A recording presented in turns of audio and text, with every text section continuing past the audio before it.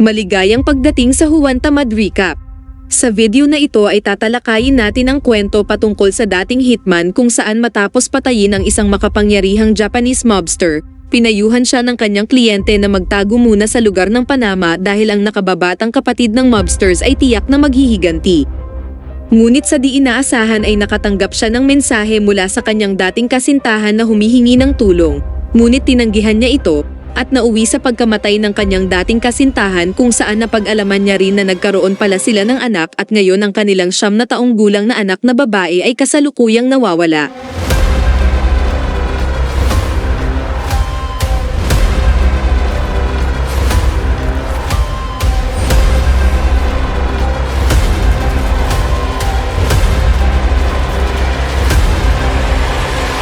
Tatakas ba siya sa ninanais niyang lokasyon sa Panama upang mamuhay ng payapa, o maghihiganti siya at hahanapin ang nawawalang anak na babae?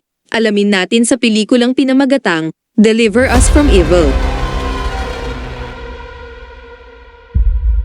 Nagsisimula ang pelikula sa isang Japanese crime lord na nagngangalang Kore-eda, na katatapos lang mang-rape ng isang babae.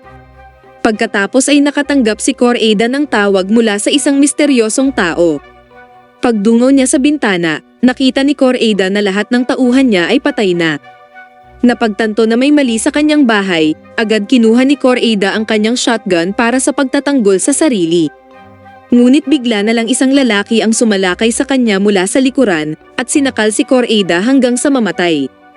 Ang lalaking pumatay kay Kore-eda ay nagngangalang Kim. Pagkatapos nag-disguise si Kim bilang isang electrician at umalis sa tirahan ni Kore-eda. Si Kim ay dating secret agent at talagang mahusay na siya sa pagpatay dahil sa murang edad pa lang niya ay sinasanay na siyang pumatay ng masasamang tao. Gayunpaman, naisip ng gobyerno na ang pagsasanay na isinailalim kay Kim ay maaaring humantong sa pagkawalang awa na uhaw sa dugo at malamang na magdedepekto sa gobyerno. Sa makatuwid, nagpasya silang sibakin si Kim mula sa intelligence agency kung saan siya nagtatrabaho, at binura ang lahat ng may kaugnayan sa kanyang pagkakakilanlan na tila ba siya ay hindi kailanman umiral. Gayunpaman, si Kim ay kinuha ng ilang mga partido na nangangailangan ng kanyang husay at kakayahan sa pagpatay, na handa siyang bayaran ng malaking halaga para sa kanyang serbisyo. Matapos ang mga taon ng pagtatrabaho bilang isang assassin, nagpasya si Kim na magretiro pagkatapos makumpleto ang kanyang huling misyon na patayin si Kore-eda. Matapos makuha ang bayad sa kanya, pumunta si Kim sa isang kainan kung saan nakaupo siyang mag-isa habang nakatingin sa isang painting ng isang beach na matatagpuan sa Panama. Tila interesado si Kim sa painting, at plinano niyang sa Panama na lamang niya igugol ang kanyang buhay, kung saan nais niyang mamuhay ng payapa at tahimik. Lumipat ang eksena sa Thailand, at ipinakita ang isang magandang babae na nagngangalang Young-joo, na naghahanda ng almusal para sa kanyang anak na si Yumin. Si Young-joo ay dating kasintahan ni Kim, at si Yumin ay ang kanilang biological na anak. Gayunpaman, matapos mapatalsik mula sa intelligence agency at magpalit ng propesyon bilang hitman, pinili ni Kim na layuan si Young-joo alang-alang sa kapakanan nito, at wala siyang kaalam-alam na buntis na pala si Young-joo noong mga panahong iyon. Habang ibinaba ang kanyang anak sa paaralan, sinabi ni Young-joo kay Yumin na susunduin siya mamaya ng isang yaya, dahil kailangang makipagkita ni Young-joo sa isang kliyente kaya hindi niya masusundo ang kanyang anak. Long story short, matapos ang klase, dumating ang yaya para sunduin si Yumin gaya ng sabi ng nanay niya. Gayunpaman, sa halip na dalhin si Yumin sa bahay, dinukot ng yaya si Yumin. Nang malaman ni Young-joo na nawawala ang kanyang anak, sinubukan niyang makipag-ugnayan kay Kim sa pamamagitan ng dating superior ni Kim na si Chun-sung, nakareretiro lang sa National Intelligence Agency. Ngunit dahil ayaw na ni Kim na magkaroon ng anumang koneksyon sa kanyang dating kasintahan dahil ayaw niyang ilagay ito sa panganib, hiniling ni Kim kay Chun-sung na sabihin kay Young-joo na siya ay patay na.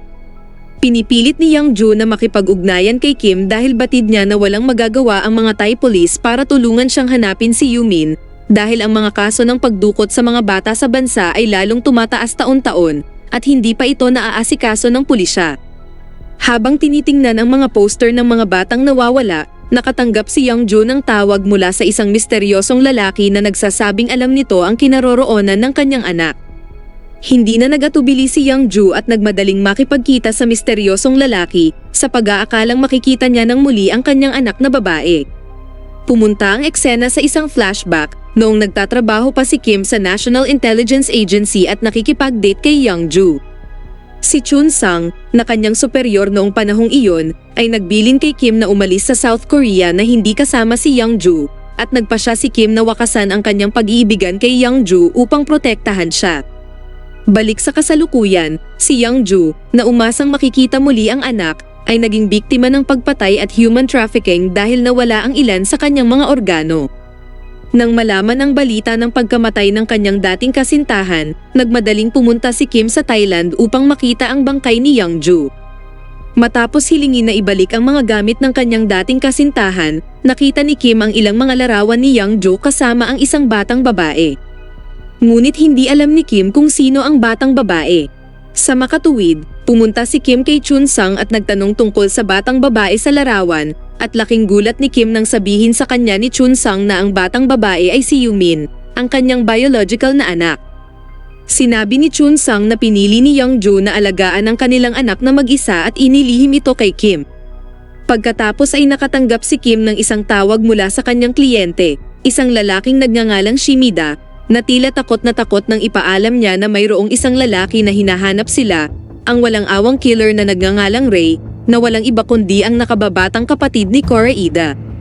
Si Ray ay naghahanap ng paghihiganti sa mga sangkot sa pagpatay kay Koreeda. Pagkatapos ay iminungkahi ni Shimida kay Kim na magtago na ito hanggat maaari, dahil si Ray ay kilala bilang isang napakadelikadong figura, malupit, at napaka-brutal sa pagpatay.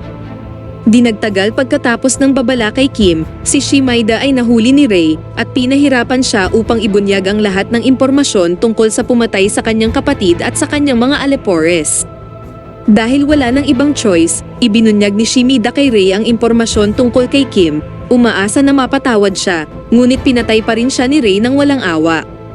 Samantala, sinubukan ni Kim na maghukay ng impormasyon tungkol kay Youngju at Yumin, at nagpa siya na pumunta sa Bangkok upang hanapin ang kanyang biolohikal na anak na babae na dinukot. Sa kabilang banda, si Ray na alam na niyang si Kim ang pumatay sa kanyang kapatid, ay nakakuha ng impormasyon tungkol sa nakaraan ni Kim, kabilang ang kanyang ugnayan sa ex-superior nitong si Chun Sang, at sa anak nitong si Yumin na kanidnap sa Thailand. Kaya nagpa siya si Ray na patayin ang lahat ng may kaugnayan sa buhay ni Kim para pahirapan si Kim, bago tuluyang patayin si Kim ng malupit at brutal. Sa wakas ay dumating si Kim sa Bangkok at nakilala ang isang lalaki na nagngangalang Yang Bei, na isa sa kaibigan at impormante ni Chun Sang sa Thailand. Pagkatapos ng ilang pag-iimbestiga, si Yang Bei ay nakakuha ng kaunting impormasyon tungkol sa pagkidnap kay Yumin, kung saan ipinapalagay niya na ang real estate agent na naka-meet up ni Youngju bago ang pagdukot kay Yumin ay marahil sangkot sa kidnapping. Matapos makuha ang impormasyong ito, inabangan ni Kim ang nasabing real estate agent, isang lalaking nagngangalang Jongsu, at pagkatapos ay binantaan siyang ibunyag ang pagkidnap kay Yumin at tinanong ang lokasyon kung nasaan ang kanyang anak na babae. Walang awa niyang pinutol ang mga daliri ng real estate agent at nang ibunyag nito na ang batang babaeng dinukot ay patay na, lalong nag-init sa galit si Kim at pinatay si Jongsu. Samantala, si Ray, na dumating na sa Bangkok, ay nagkaroon ng kaunting problema sa pag-alam tungkol sa kung sino ang dumukot kay Yumin, dahil ang mga pinagtanungan niya pala ay mga tulisan na nagbigay ng maling impormasyon sa kanya. Ngunit walang kaalam-alam ang mga tulisan kung sino ang niloloko nila.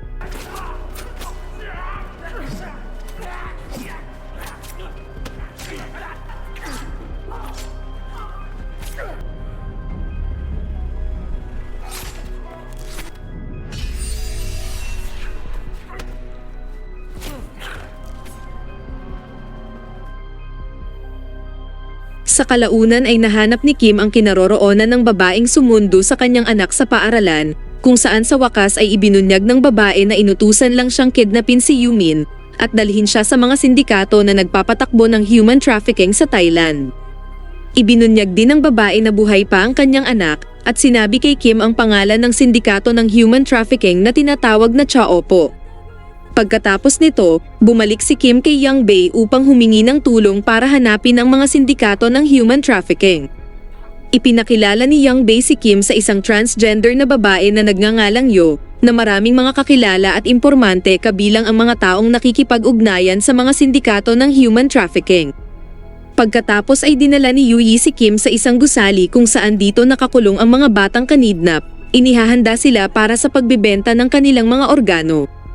Nagkunwaring bibili ng kidney sina Yuyi at Kim at ang kailangan daw nila ay isang batang babae mula sa South Korea. Sinabi ng isa sa mga bantay doon na mayroon silang isang Koreanang batang babae na ang mga katangian ay tumutugma sa inilarawan ni Yu at Kim, ngunit may nauna na raw na kumuha sa batang babae. Dahil sa ayaw niyang magbigay ng karagdagang impormasyon tungkol sa kinaroroonan ng kanyang anak, binantaan ni Kim ang bantay na sa wakas ay nagsabi sa kanya na ang batang Koreana ay sasailalim sa operasyon ng transplant sa puso. Sa parehong sandali, lumitaw si Ray at agad na sinugod si Kim. Hiniling ni Kim kay Yuyi na agad na tumakas kasama ang isa sa mga batang kanidnap. Pagkatapos isang labanan ang naganap sa pagitan ni Kim at Ray at halos pantay lang sila ng husay sa pakikipaglaban. Gayunpaman, napagtanto ni Kim na wala na siyang maraming oras at kailangan niyang magmadali upang iligtas ang kanyang anak na babae. Kinulong ni Kim ang sarili sa silid at lumabas ng bintana.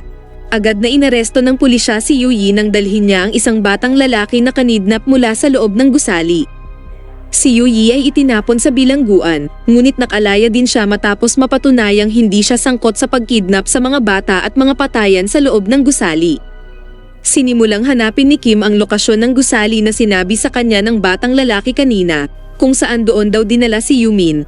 Samantala, makikita si Ray na pumasok sa isang tindahan ng baril, kung saan binugbog niya ang tindero. Dumating ang ilang mobster at pinagbantaan sila ni Ray sabay tinanong kung saan dinala ang batang babae mula South Korea, dahil plano niyang pumunta din doon upang sundan si Kim.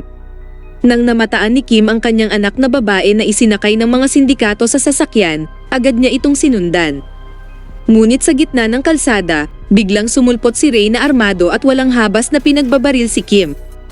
Umatras si Kim para iwasan ang mga pag-atake ni Ray, ngunit hinarap naman siya ng mga pulis na dumating para hulihin sila dahil sa nangyaring patayan sa gusali kung saan kanidnap ang mga bata.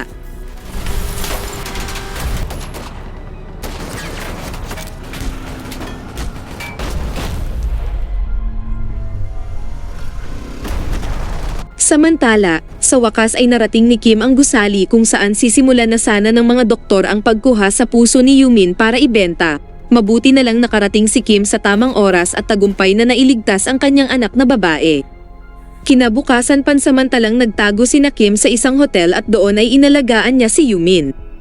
Sa ibang lugar, ang lalaking nagngangalang Ran, na siyang pinuno pala ng sindikatong kriminal ng human trafficking na tinatawag na Chopo, ay tila naiirita sa lahat ng kaguluhang dulot ni Kim at Ray dahil ang kanilang mga operasyon ay sunod-sunod na nabusted at magdudulot ito ng malaking pagkalugi sa kanilang negosyo. Habang tinitipon ni Ran ang lahat ng kanyang mga tauhan, biglang dumating si Ray na may dalang granada at nagbanta na sa sabog ang lugar kung maglalakas loob silang atakihin siya. Ang pagdating ni Ray doon ay para mag-alok ng kooperasyon para hulihin at patayin si Kim, kung saan pinaliwanag ni Ray kay Ran ang lahat patungkol kay Kim na sinusubukan daw nitong maghiganti sa kanilang organisasyon na Chopo dahil sa pagkidnap nila sa kanyang anak na babae. Nang marinig ito ni Ran ay agad niyang tinanggap ang alok at inutusan ang kanyang mga tauhan na tulungan si Ray. Pagkatapos noon, nakuha ng mga alapores ni Ray at Ran ang impormasyon tungkol kay Young Bae na naging informant ni Kim.